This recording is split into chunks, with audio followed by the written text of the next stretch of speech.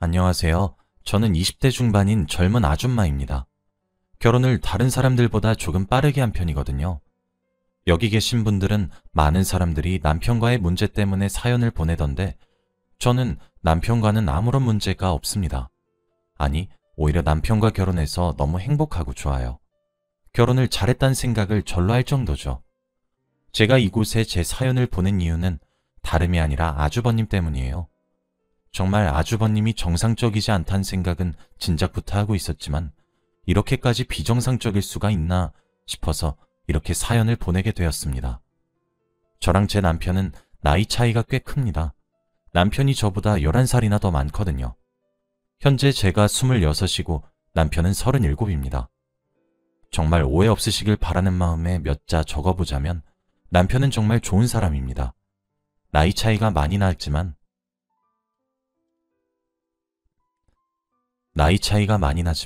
저를 무척이나 존중해 주거든요. 그 의미로 제게 항상 존댓말로 이야기를 해주곤 해요. 또 저희 친정을 얼마나 챙기는지 몰라요. 제가 임신했을 때도 매일 저를 데리고 친정에 갈 정성을 발휘할 정도입니다. 남들은 나이 차이가 그렇게 많이 나는데 왜 결혼을 하냐고 미련하다고 오지랖을 부리곤 하는데 저는 정말 남편과의 결혼을 절대 후회하지 않습니다. 아니, 오히려 다시 태어나도 남편이랑 결혼하고 싶다고 생각할 정도로 너무 행복해요. 사실 처음엔 저희 집에서 남편과의 결혼을 무척 심하게 반대하셨습니다. 하지만 저희 부모님이 이제는 아들이라고 부를 정도로 제 남편을 많이 믿고 좋아하고 계시죠. 제가 좀 귀하게 태어난 딸이었기 때문에 제 형제들과 부모님, 너나 할 것 없이 결사반대를 외쳤어요. 그런데 제가 당시 덜컥 임신을 하게 되어버리는 바람에 거의 울며 겨자 먹기로 결혼을 허락하셨죠. 그래서 당시의 남편은 정말 본인이 들을 수 있는 모든 욕들을 다 들었습니다. 하지만 그 순간조차도 그저 저희 집안 사람들에게 고개 숙여 죄송하다고 말을 했어요. 오히려 귀한 딸 이런 방법으로 데려가서 정말 죄송하다고, 면목이 없지만 절대 제 아내 가슴에 대못 박는 일 죽어도 없을 거라고 맹세할 수 있다고 말했죠. 그 말을 통해 저희 부모님과 형제들 마음을 돌릴 수 있었던 것이었고 축복 속에 결혼할 수 있게 된 거였거든요. 사실 부모님과 제 형제들의 마음을 이해하지 못하는 것은 아니었습니다. 지금의 남편이야 하는 일이 술술 잘 풀려서 저를 대접해주면서 살지만 그 시절에는 가진 것이 정말 단 하나도 없었거든요. 저는 정말 남편의 마음 하나만 보고 결혼한 거였습니다. 저는 남편의 적극적인 구애로 남편과 연애를 하게 되었어요. 다른 사람들보다 생각이 깊고 마음이 넓은 모습에 반했고 장난으로라도 저를 기분 나쁘게 하지 않고 제게 예쁘다고만 해주는 남편이 너무 좋았거든요. 남편과 함께 있으면 정신적으로 안정감도 정말 많이 들었거든요. 그런데 남편에게 정말 치명적인 결함이 하나 있습니다. 그건 바로 존재만으로도 결함이 되어버리는 아주버님이에요. 사실 저는 시댁이 없어요. 시어머니는 지병으로 인해 남편과 아주버님이 어렸을 적에 돌아가셨고 시아버지 또한 남편이 성인이 되고 나서 얼마 지나지 않아 불의의 사고로 돌아가셨다고 하더라고요. 저랑 만날 때 그런 소리 일절하지 않다가 나중에 제 뱃속에 아이가 생기니까 그제서야 이야기를 해주더라고요. 정말 괘씸하지도 않았고 이야기를 듣는 내내 정말 가슴이 아팠습니다. 저는 남편이 정말 고생하면서 살고 있는 것이 그때에도 충분히 느껴졌었거든요. 사실 시아버지가 돌아가시고 난 이후 진짜 고생하면서 살았습니다. 저희 남편은 다니던 대학도 자퇴해야만 했어요. 저희 남편 진짜 머리가 좋았습니다. 사람이 타고나는 똑똑함이란 것이 있잖아요. 남편은 정말 천재 같은 사람이었어요. 그런 사람이 대학을 포기하게 된 이유가 바로 아주버님이었습니다. 아주버님이 공무원을 준비하겠다고 제 남편에게 뒷바라지를 요구했거든요. 저희 남편은 사립대학교에 다니고 있어서 정말 어마어마한 학비가 필요했는데 당장 시아버지께서 돌아가시고 나니 한 푼씩 벌어서 학비를 대야 했다고 합니다. 집에서 생활비를 벌어오는 사람이 없으니 누군가는 벌어야 했는데 그게 남편이 되어버린 것이었죠. 아주버님은 그렇게 남편의 뒷바라지로 공무원을 준비하기 시작했어요. 그런데 남편이 뭐 어디 좋은 곳에 취업이 가능했겠습니까? 대한민국에서 고졸이 해봤자 뭐 얼마나 좋은 곳에 취업을 하겠습니까? 최저임금도 제대로 받지 못하고 일을 해서 버는 족족 아주버님 뒷바라지를 시작했어요. 그런데 제가 보기엔 아주버님은 정말 머리에 똥만 찬 사람입니다. 사람이 똑똑하고 멍청하고를 떠나서 개념도 상식도 그 무엇도 가지지 않은 사람이에요. 아주버님은 그렇게 9년을 뒷바라지 받았는데도 불구하고 공무원은커녕 그냥 지금도 백수입니다. 공부를 진작에 놓았어요. 아무튼 남편은 뒷바라지를 하다가 저를 만나게 된 거였습니다. 30대 초반에 말이에요. 남편이 나중에 그러더라고요. 이제 20대 초반인 여자아이가 무척 어리지만 꿈을 가지고 있는 눈이 그렇게 반짝거려 보이더래요. 그래서 본인이 내세울 것 하나 없지만 누구보다 행복하게 해줄 자신감이 생겨서 적극적으로 제게 구애를 했다고 하더라고요. 저는 그 구애에 넘어가서 만나게 된 것이고요. 남편은 저와 연애를 하면서 자괴감이 조금씩 들었다고 합니다. 남편도 잘난 사람이었는데 순식간에 모든 것을 잃었다는 현실이 조금씩 자각이 되더래요. 그러다 제가 남편한테 지나가듯이 말을 한 거죠. 오빠도 저런 것들 잘하지 않아요? 왜? 오빠 사장님 해봐요. 나도 사모님 한번 해보자. 라고요. 그런데 제가 장난스레한 그 말에 남편은 뒤통수를 맞은 것 같았다고 했어요. 왜 지금 자신은 아직 30대인데 도전을 하지 않는 건가 하면서 말이에요. 남편은 대출을 받았고 돈을 정말 싹싹 긁어모아 아주 작은 사업체를 하나 차렸습니다. 그 과정에서도 아주버님이 한마디 하셨다고 하더라고요. 그래도 남편이 꿋꿋하게 사업체를 차렸고 운영을 했어요. 그리고 그 와중에도 아주버님 뒷바라지를 했어요. 사실 처음엔 그렇게 수익이 좋지 않았어요. 남편도 사업을 하는 것이 처음이기도 했고요. 당연히 문제들도 많이 생겼죠. 그러다가 제가 덜컥 아이를 가졌기 때문에 정말 저희 집에 면목도 없었다고 합니다. 사실 저희는 결혼할 때 상견례를 생략했습니다.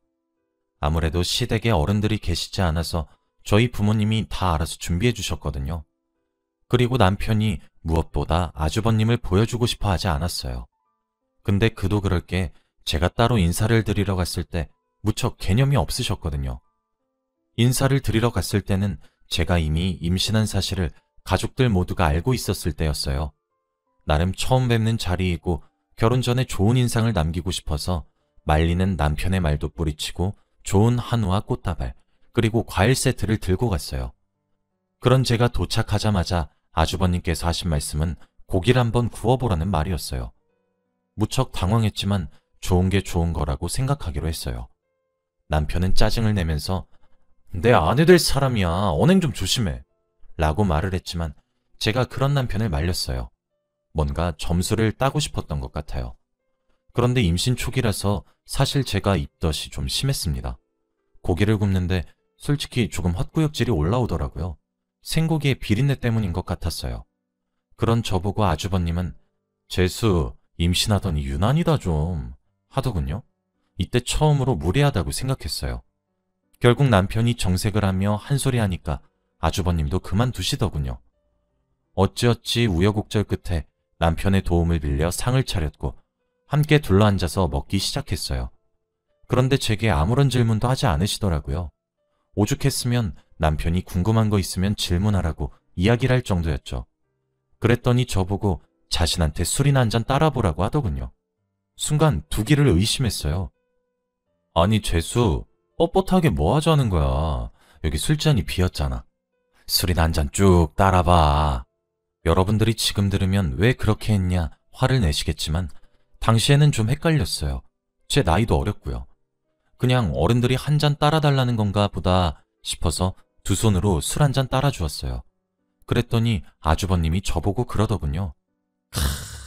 우리 재수 고분고분한 맛이 있네. 우리 동생 좋겠어? 저는 무례하다 생각했습니다. 그 이후로도 시부모가 없으니 본인이 시집살이를 대신시키겠다고 내일부터 집안일 하러 여기에 새벽에 오라고 하질 않나. 정말 미칠 것만 같았죠. 임신한 걸 알고 계셔서 그런지 그 이후 말하는 표현들이 더 가관이더라고요. 남편과 저의 사생활에 대한 스스럼 없는 질문을 한다던가, 저보고 태도를 알랑거리면서 남자를 구워 삶을 줄 알아야 한다던가, 도저히 초면에 동생의 예비 아내를 앉혀두고 할 수 있는 말을 하진 않더군요. 가뜩이나 임신을 하고 난 이후 호르몬들이 날뛰어서 감정 조절이 힘든데 그런 소리까지 듣고 앉아 있으니 눈물이 절로 맺히더라고요. 그리고 당연히 남편이 그런 소리를 할 때마다 아주버님께 화를 냈습니다.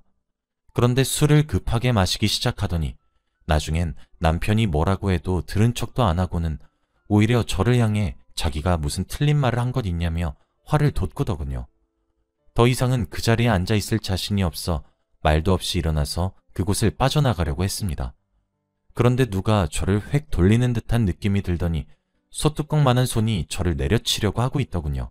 어디 싸가지 없이 못 베어먹은 버르장머리야, 어? 사람 말이 말 같지가 않아? 라고 하면서 아주버님이 제게 손찌검을 하려고 하는 중이었습니다. 당연히 남편이 말릴 새도 없이 순식간에 일어난 일이었어요. 다행히 맞진 않았지만 바로 배가 뭉치기 시작해서 119를 불러서 병원에 가야 했죠. 남편이 제게 울면서 미안하다고 사과를 하더라고요. 뭐 그 뒤로는 남편도 아주버님이랑 진짜 크게 싸우기도 했고 제가 더 이상 아주버님을 마주치지 않게 조치를 취해주기로 했기에 그냥 용서하고 넘어갔습니다. 아마 그래서 남편은 저와 결혼할 당시에는 부채감이 상당했을 겁니다. 아주버님께 다달이 생활비도 남편이 줘야 했고 벌인 사업이 제대로 풀리지가 않고 있고 나이도 많은데 부모도 없고 모은 돈도 없고 기타 등등의 이유로 많이 기우는 결혼을 한다 생각했더라고요. 근데 사실 뭐 틀린 말은 없었어요. 저희 부모님이 홈전 임신으로도 몸이 힘들 텐데 사는 것조차 힘들게 사는 것은 두고 볼 수 없다고 하시면서 제 앞으로 아파트랑 자동차랑 이것저것 다 해주셨거든요. 그런데 남편과 결혼을 하고 난 이후 저희 아들이 태어나기 시작하면서 남편의 사업이 술술 풀렸어요. 남편은 저희 집에서 해준 것들을 다 은혜라고 생각했던 것인지 몇 배로 갚아주겠다고 이야기하길래 남편 보고 최고라며 웃어주고 넘겼는데 정말 그렇게 행동하기 시작하더라고요. 저희 부모님께 선물부터 시작해서 이것저것 다 해주기 시작했고 저한테도 그동안 고생만 시키게 해서 미안했다며 앞으론 절대 그렇게 살지 말자고 이야기했어요. 그리고 자기가 성공하게 된 이유는 저와 우리 아들이 자신을 찾아와준 덕분이라고 모든 공을 저랑 저희 아이에게 다 돌려주더라고요. 앞으로 행복하게 살게 해주겠다며 제게 호언장담을 하기 시작하는데 얼마나 감동이었는지 몰라요. 저는 가족을 위해 든든한 가장이 된 남편이 너무 자랑스러웠고 사랑스러웠습니다. 그러던 어느 날이었습니다. 저는 결혼 전 만났을 때 이후 아주버님을 더 이상 만나지 않고 있었습니다. 훤한 대낮에 갑자기 초인종 소리가 울렸어요. 의아한 얼굴로 현관에 가서 문을 열었더니 아주버님이 서 계시더군요. 깜짝 놀랐습니다. 아주버님은 제가 문을 열자마자 이런 반구에 말도 없이 거실로 터벅터벅 들어오셨어요. 진짜 어이가 없었죠. 무슨 일로 왔냐고 조심스레 물어보니까 제 도움이 필요하다고 하시더군요. 다른 설명 없이 그렇게 말씀하시니까 이해할 수 없으니 자초지종을 알려달라고 차분하게 말했더니 아주버님이 하는 말이 아주 가관입니다. 재수, 나 한 3억만 땡겨줄 수 있을까? 아니 그래도 동생이 재수 말이라고 하면 깜빡 죽잖아. 어? 가죽 좋다는 게 뭐겠어. 진짜 더도 말고 덜도 말고 딱 3억만, 아니다 3억 5천만 원만 빌려주라. 어? 3억이든 3억 5천만 원이든 네 집 강아지 이름도 아니고 진짜 기가 막혀서. 게다가 돈을 빌려달라는 사유조차 웃깁니다. 지금 나이가 40이 넘어가는데 공무원 시험? 이젠 응시조차 하지 않아요. 10년 내내 그 시험만 준비했는데도 필기조차 합격하지 못하는 거면 포기라도 하든가. 자신이 멍청하단 걸 인정이라도 해야 되는 거잖아요. 운이 안 좋다, 컨디션이 난조였다. 갖가지 이유를 들먹이며 남편 고생시키는데 진짜 기도 안 차요. 아마 아주버님 뒷바라지 하면서 못해도 돈이 큰 거 몇 장은 깨졌을 겁니다. 공무원 시험도 이제 아주버님도 지긋지긋하셨던 건지 때려치고 지금은 비트코인을 하세요. 자기도 투자의 귀재가 되겠다고 하면서요. 철딱서니가 없어도 정도껏 없어야지. 그러다 얼마 전에 비트코인을 하다가 돈을 꽤 크게 잃었다고 합니다. 너무 속이 상하더래요. 그래서 속상한 걸 달래려고 혼자 포장마차에 가서 소주를 7병을 먹었고 필름이 끊겼답니다. 그리고 눈을 뜨니 경찰서였다 하더라고요. 그런데 술 취해서 무슨 짓거리를 저질렀냐면 애꿎은 포장마차 들쑤셔서 기물파손에 돈도 안 내고 도망가서 무전취식에 기도 안 차요. 거기서 끝나면 다행이죠. 본인은 투자 실패해서 너무 화가 나는데 눈앞에 제 또래의 남자가 외제차를 주차하고 있는 모습이 그렇게 배알이 꼴리더래요. 그래서 홧김에 우다다 달려가서 발로 외제차 2대의 백미러를 발로 찼답니다. 당연히 그것들 처참히 부서졌고요. 그거 배상하라는 내용도 있더군요. 그래서 모든 걸 물려드리고 합의하고 자신도 치료받는 돈을 합쳐서 세만이 3억 5천만 원이다 이거래요. 동생한테 손을 벌려봤는데 안 도와줄 것 같으니 저보고 말해보라고 했죠. 그러면서 제게 그러더군요. 재수가 동생한테 말하는 게 영 부담스러우면 사돈댁에서 좀 도와줘도 되고. 하나뿐이 아주버님 깜빵 보낼 건 아니잖아. 그치? 나는 재수 착한 거 다 알고 있다. 진짜 우라가 치밀어 오르더라고요. 솔직히 저희 남편이 가족에 대한 애착이 강합니다. 저랑 아들에게 하는 것만 봐도 어느 정도 아시겠죠? 그래서 아무리 개망나니 같은 아주버님도 가족이어서 그런지 막 매몰차게 굴진 못하더라고요. 남편이 어렸을 때 부모님을 잃어서 그런 애착을 가지는 거? 저 당연히 이해했어요. 가족을 가족이 돕지 누가 도와주나 싶어서요. 아주버님께 지원하는 거 알고도 말 안 했던 게 그 이유였어요. 그런데 정말 이러다 내 남편 등골만 뽑히겠다 싶었어요. 부탁하는 꼬라지도 껄렁껄렁. 아니, 동생 돈을 빌려 쓰는 거면 최소한의 미안함은 보여야 하지 않나요? 염치가 없어도 정도껏 없어야죠. 그리고 애초에 갚을 생각도 없으면서. 일단 저번처럼 폭력적인 모습이 나오면 저도 제 아들도 위험할 수 있으니 아주버님께 말해보겠다고 대충 얼머부리면서 돌려보냈고 남편의 퇴근을 기다렸습니다. 미리 아이는 옆집에다 맡겼고요. 남편에게 이야기 좀 하자고 했고 오늘 일어난 일을 말해주었습니다. 오빠, 나 진짜 이제까지 많이 참았어요. 근데 해도 너무한 것 아니에요? 아주버님 2번 다시 마주치지 않게 해주겠다고 했잖아요. 오늘 집까지 찾아왔어요.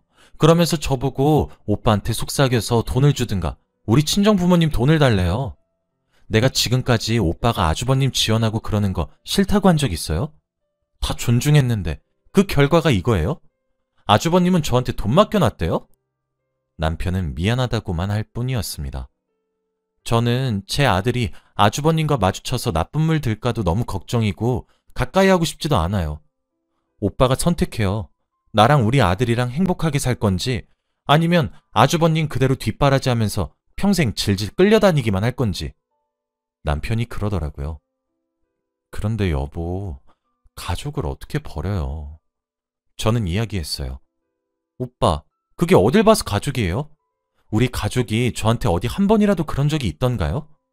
오빠는 10년이 넘도록 하고 싶은 것들 다 놔가면서 뒷바라지 해줬는데 고맙단 소리라도 들었어요? 나 이번에 정말 경고하는데 3억이든 3억 5천이든 해주기만 해줘봐요. 우리 가정이 깨질 수 있는 거 감당할 거면 돈 빌려주세요. 알겠어요? 남편은 한동안 아무 말이 없었어요. 그렇게 저는 대화를 끝냈습니다. 저도 정말 이대로 가다간 안 되겠다 싶었거든요. 남편은 며칠 후 이번에 완전히 아주버님을 향한 지원을 끊겠다고 하더라고요. 하긴 남편이 누구보다 제일 잘 알겠죠. 밑빠진 독에 물을 부었다는 사실을 말이에요. 당연히 합이고 나발이고 아무것도 건지지 못한 아주버님은 저희 신혼집에 찾아와 행패를 부리셨고 정말 할 말 못할 말 가리지 않고 하셨어요. 저희 남편도 이번 기회에 아주버님을 고치려고 하는 건지 뭔지 마음을 단단히 먹었던 것 같았어요. 대처도 아주 단호하게 하고 변호사나 이런 것들도 단 하나도 구해주지 않더라고요. 솔직히 제가 양자택일을 하라고 단호하게 나가긴 했는데 진짜 그럴 줄은 몰랐어요. 결국 아주버님은 감옥에 가셨습니다. 합의도 못하고 그러니 옥살이를 하게 되더라고요. 앞으로 3년은 나오지 못할 것 같은데 제발 그곳에서 이제는 생각을 고쳐먹고 새 사람이 되어서 나왔으면 좋겠습니다. 여기까지 제 긴 이야기를 들어주셔서 감사합니다.